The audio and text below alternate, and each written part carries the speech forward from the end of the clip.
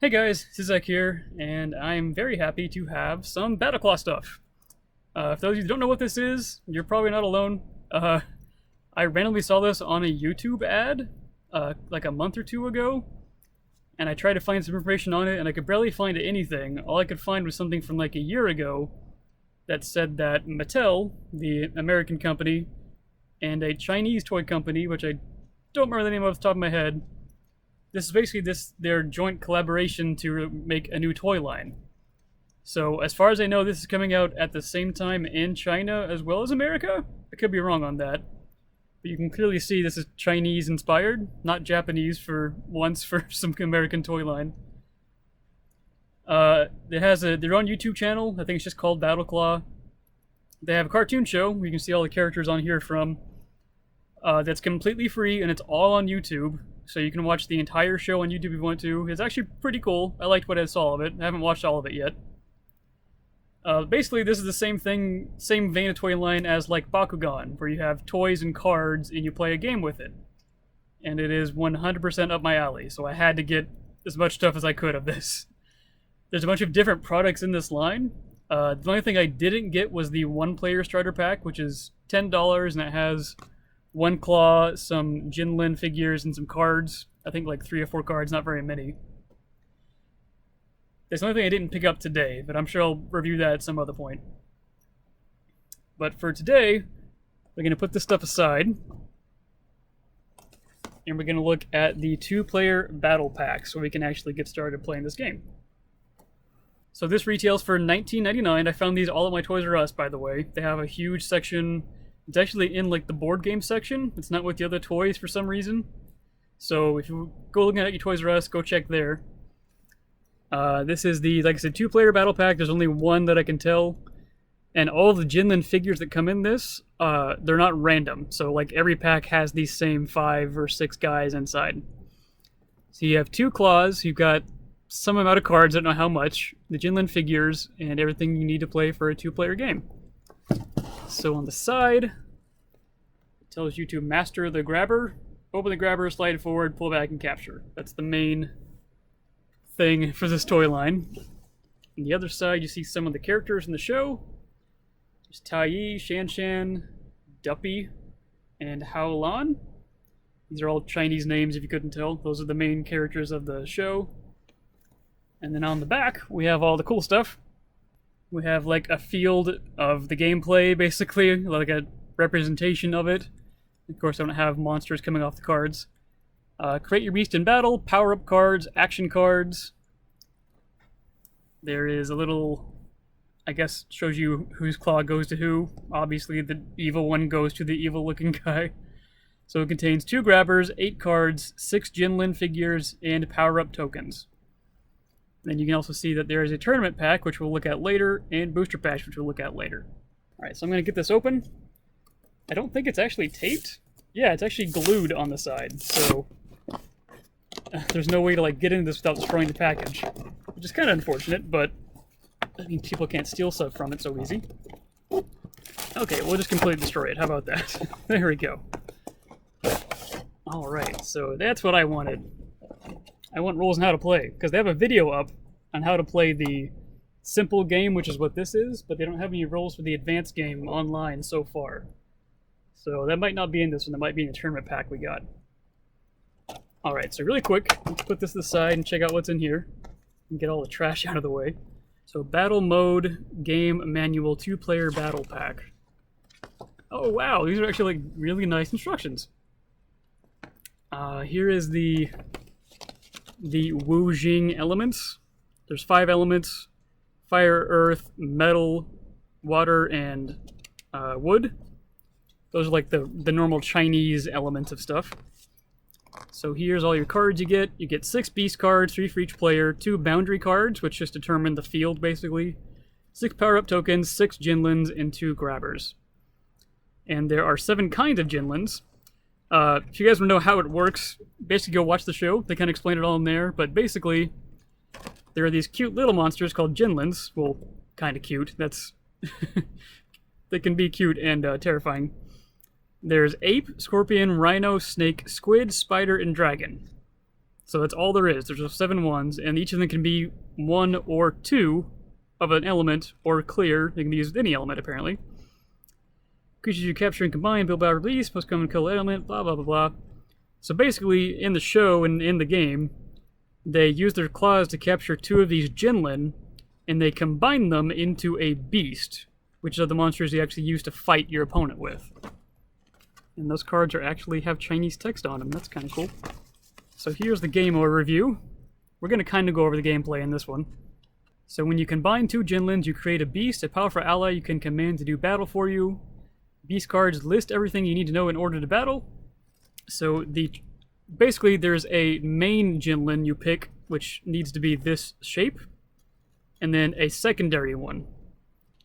So if you want to make a Gorillazilla here, you need an ape. You have to capture an ape Jinlin, and the color doesn't matter. The icon indicates how the triggering Jinlin activates special ability. So if it's a blue ring, it's a constant ability. If it's an orange arrow, it happens when it's placed on the beast and has no effects for secret turns. So it's a constant ability and a triggered ability. That's kind of cool to have it separated like that. They have their attack on the left. Their Wu Jing bonus, kind of like in Pokemon where they have an elemental weakness. If you attack someone with fire, you get +10. Jinlin pair. The 2 types of Jinlin associated with the beast. Some specific specialties reference beasts that are associated with specific Jinlin. So you can use any color ape and I guess one of anything else. We'll figure this out as we go on. But if you want it to be a perfect beast, it needs to be a blue ape and a yellow dragon. So a water ape and a earth dragon to make it a perfect beast. And I think you get a bonus if you do that. It's got a primary element and a secondary element. I think most of them have some kind of special ability, and it'll tell you how to do the ability with a little icon, I guess. They have a defense, which is what you have to beat to knock out that beast. And they have a card type, and it says that the power-up cards and the action cards aren't used in the regular mode, only in the advanced battle. So there's beast card, power-up cards, action cards. Alright, so I guess Tai-Yi is going to explain to us how this works. Players take turn capturing Jinlins with their BattleClaws and use them to create beasts and give them more power. The first player to defeat 3 of their opponent's beasts wins. So you're going to randomly place the Jinlins on the field, use your claw to try and capture some, and then use the Jinlins to create the beast on the card, or you can put it back on the field and give a power-up bonus to one of your beasts. Defeat an opposing player's beast for having the beast with equal or greater attack value than their defense value. So yep, that seems pretty normal. So here is the setup for battle mode. I don't know what other modes there are. I guess advanced battle. So each player brings their BattleClaw grabber, at least 3 power-up tokens, a boundary card, 3 Jinlins, and 3 beast cards to the game. This is for just the basic, normal battle.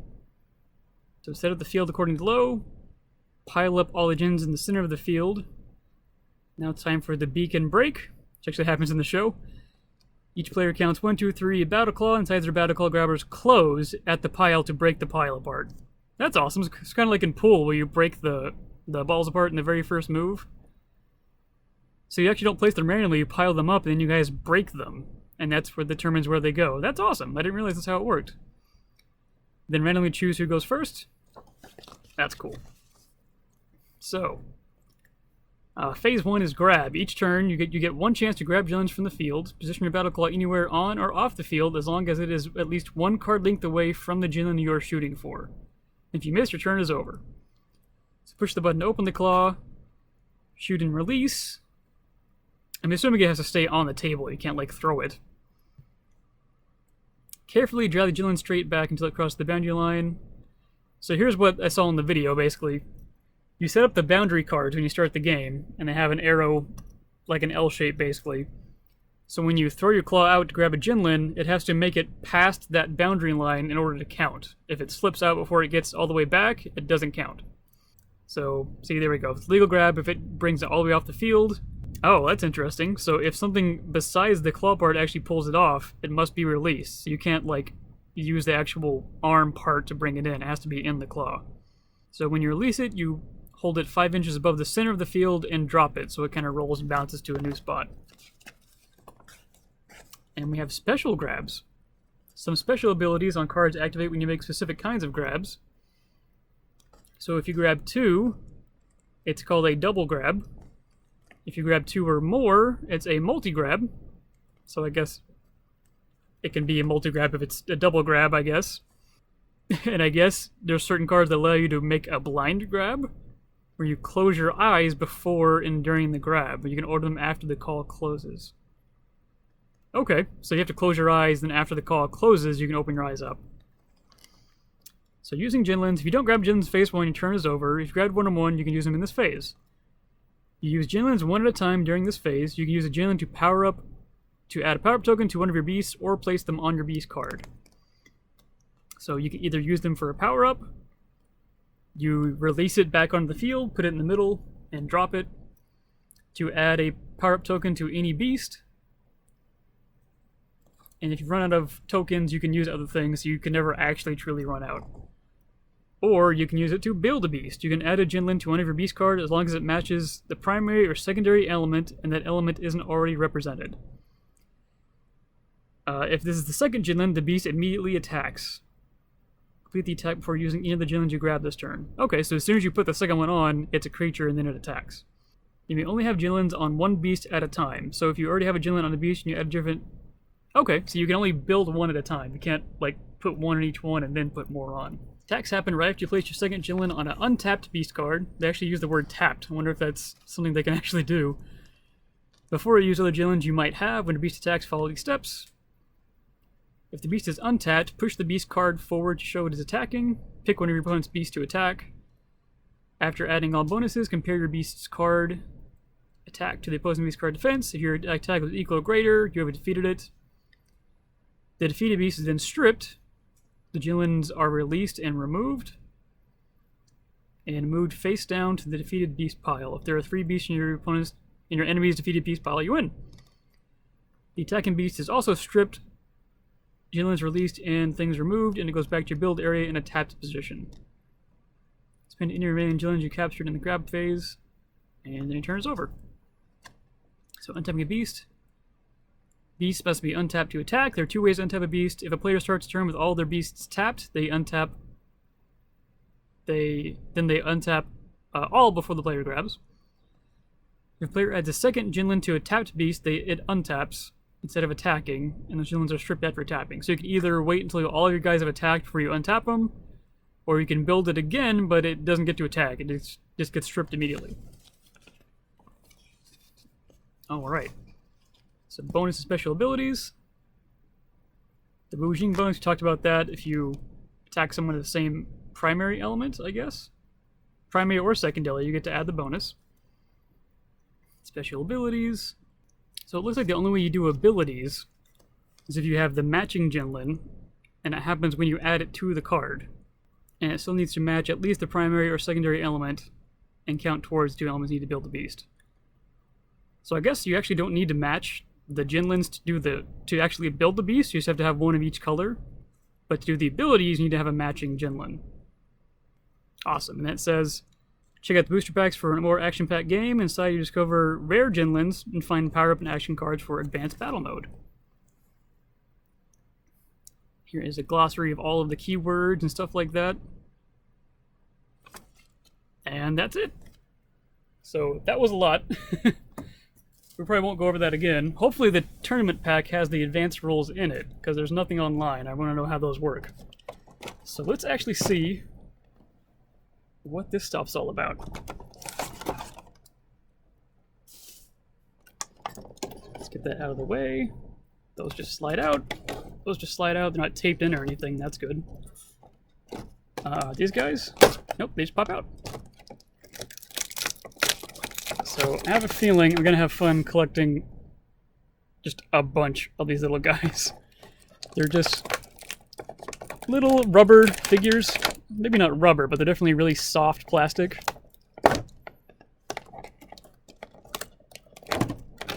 And I think that's going to be just like one of the fun parts of this game, is just having a huge collection of all these little Jinlin guys. And you can totally use these for other things too. Like you can use them for tokens in other games or miniatures in D&D, which I'm probably going to use them for, actually. He doesn't want to come out. Okay, he came out. And then the rhino up here. See, I'm not too worried about damaging these guys because they're soft rubber, so I can't really break them or anything as far as I know. But they're definitely a pain to get out. Alright, and then we have the power-up tokens here. These seem to be really, yeah, really simple, cheap plastic or cardboard tokens. We got 6 of those, right? Yeah, 6 of those. Then we have the claws. These guys are twisty tied in, or they have a little thing on there, so we can just pull that and stretch it out. And probably just break it. There we go. So there is the, what did the box call this thing?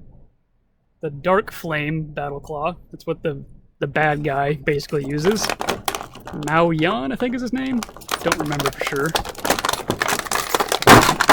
There we go. And this is the Thunder Claw, or Thunder BattleClaw that Tai Yi uses, the main character. Alright, so let's look at these little Jinlin guys. So they're not crazy detailed or anything, but they actually have pretty nice detail for how small they are. All these guys are just one color. They're not painted or anything. They're just made in one plastic color. But I think these guys are awesome, honestly. I love little monsters like this. I've always loved little things like this. And I have a feeling I'm just going to love, like I said, just getting a bunch of these guys. So this is a water rhino, I assume. Here's that guy. There is a fire spider, and it has like bolts on it. It's like mechanical. So there's a fire spider. There's 2 scorpions. There's a fire and a wood scorpion. So the designs are always the same, but the colors are different. These guys are like extra squishy. And then there's a earth, is it called a cobra or a snake? One of those two. Cobra, probably. And this guy has like a big tail he sits on, so he's like always standing up. Well, almost always standing up, so I bet he's like easier to grab. And then we have a clear, I guess is what this is, squid. So it counts as any color. And it has a really cool, like, translucent, glittery, like, goo color to him, basically. Like, this actually looks like it could come from the ocean. And you have little suckers on there. Those little details, too. That's awesome. Yeah, I love these guys so far. Let's look at one of these claws. So they have a little string on the back. And just a little ring. It actually has a little design on it. That's cool. I think it's actually the design in the show. They wear these like bracelets and they activate it and it makes this big gauntlet. I think that's what the design is. They have a ring on, so I'll put it on this finger. It's actually pretty big. It's bigger than I thought. So little kids will be able to put it in there. They have plenty of room. Adults can use that, I'm pretty sure, just fine. There's actually no wheels on the bottom. I thought there would be wheels on the bottom because it has to like scoot across the battlefield, but I guess not. And it has little things on the side. I don't know what those are for. Oh, and that's the thing to reset it, and I guess, does that set it off? Oh, okay. I thought it had a little trigger, but no. So you push this in, and when you throw it out, whenever you pull back on your string, that's going to close it. Awesome. That's very interesting. So you reset it, you throw it out. Let's try and grab one while we're here. Whoop. Doesn't want to stay open. There we go. So let's see if we can get this cobra. So you throw it out, and there you go. Pull it back. That's fun. It's not very long, so you have to get pretty close to it. I'm just super excited. I think this is a lot of fun. And grab it. There you go. That's awesome. So there's the Thunder BattleClaw. And then we have the Dark Flame, right? This one seems cool to me. I mean, I honestly haven't played the game, obviously, but this seems better because it has this giant claw on the front. So I feel like that's just going to grab a whole bunch at once. Nothing on the bottom. But yeah, I mean, I feel like they can just grab a bunch of them at once if I actually did it right. Well, maybe not, because it has to close all the way to actually grab them. So I don't know. Maybe it is kind of balanced out. There's a bunch of different claws you can get. There's starter packs that have the same claws in them. They come in the battle pack as we have here, and then the tournament packs. But each claw has different claw parts up here. So basically pick the one that you think is the most, I don't know, to your play style. And so you can like customize your deck that way too. That's so cool. I'm just gonna have so much fun with this. So let's look at these cards. I guess this is for one for each player. So these are kind of just sealed. We can just open it that way. So here is the boundary card. So you set this on the field. So the boundary goes that way, and your opponent has one too. So it makes a square or rectangle for you guys to play in. And I don't know what that is. I guess you can make a picture if you collect enough of them. That's kind of fun. Alright, and let's look at these beast cards. Let's look at the backs. Backs look okay. Nothing crazy. I think Ouyang is the Chinese company that these guys are partnering with. So this is an arachno horn. So it takes a spider and a rhino. So if you wanted to make this, for instance, we'd need a spider and something else, wood. So the scorpion, for instance. I don't have a green rhino, so I can't make it perfect, but I could make it just like this. And if I use a spider, it would also be whenever your opponent's beast taps, add something to this beast. So as long as the spider is on there, it gets that ability. That's cool. So there's a Tentragon. It's a squid and a dragon. It gets plus 10 defense for each of your opponent's defeated beasts, and it gets plus 10 power for each of your defeated beasts. That's cool. The art's pretty good on most of these. It really reminds me of 2000s monster stuff, which is why I was so excited about all this. Really reminds me of like Chaotic and every other like monster thing they were trying to put out at the time. I love the art for this, even though I know it's like not amazing and some of it's bad. I think it's amazing. So we have a saber crest dragon. So this is a rhino and a dragon. We didn't get a dragon in this, so I can't do that. But as long as you have a rhino on there, it gets plus 10 power. So that's awesome. So let's look at the other pack here. And what's the back of this boundary? Oh, yeah, they must make a picture or something. I guess like each color, maybe? They have numbers on them. There's A08 and C03. So I guess you can like put them all together to make a picture. It'd be cool if you can actually put them in a binder, a 9-page binder, and makes a picture. I wonder if that's how it works. Alright, but these guys, we have a tower tail spider. It's a scorpion and a spider. So just all around not fun. And if it has a scorpion on it, it gets plus 20 power. We have a clawed maw, a scorpion and a dragon. That's terrifying. So when you put a scorpion on it, you may swap the location of any 2 Jillins on the field. That could be useful. Then we have a toxopod. It's a snake and a squid. So when you put the snake on it, on the next shot, I guess that's you trying to grab a Jinlin, your opponent must use the hand of your choice. So I guess if you know the right hand, you can say, use the left hand next time. That's kind of fun. So most of these cards are like actually affecting the gameplay, but there seems to be a lot of cards that will be like affecting your actual physical gameplay too. That's pretty fun. Alright, so this was a super long video because we had to go over the rules and everything for the first Vader for BattleClaw, but I am obviously super excited for this stuff. I cannot wait to find some more of it. I'm sure I'll have some gameplay videos up soon. hopefully sometime soon. But I'm definitely all in for this stuff. I'm liking everything I see so far. So if you guys have any questions or anything, of course, let me know. I'll answer them as soon as I can.